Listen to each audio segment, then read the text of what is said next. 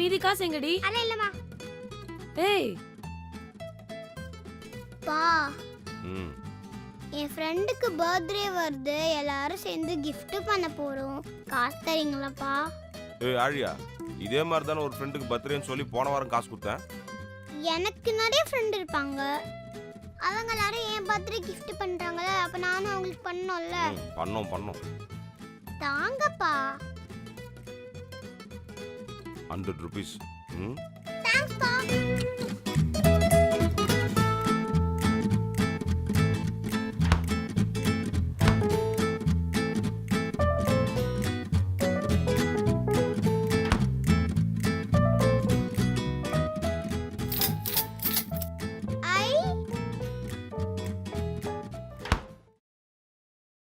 என்னது இது? எதுக்கு எங்க எல்லாரையும் கூப்பிட்ட?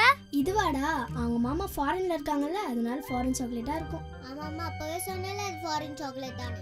சாக்லேட்னா இல்ல கேக். ஆமாமா, அப்பவே சொன்னல அது கேக் தானே. ஐயோ எதுவுமே இல்ல. ஆமாமா சொன்னல அது எதுவுமே இல்ல. ஐ பொம்மை. டேய் இது பொம்மை இல்லடா, இது மணி பேங்க். எங்க அம்மாக்கு பர்த்டே வருதுல்ல, அதுக்கு அவங்களுக்கு gift வாங்குறதுக்காக காசு சேர்த்து வச்சிருக்கேன்.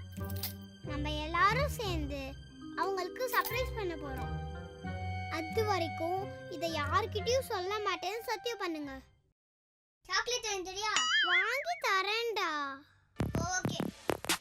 எங்க அம்மா பர்த்டேக்கு கேக் வாங்கணும். கேக் தான் வேணாம். ஏன்? பிடிக்காது.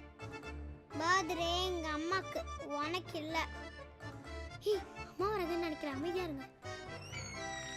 என்ன பண்ணிட்டு இருக்கீங்க எல்லாரும்? சும்மா விளையாடிட்டு இருக்கோம் ஆண்டி.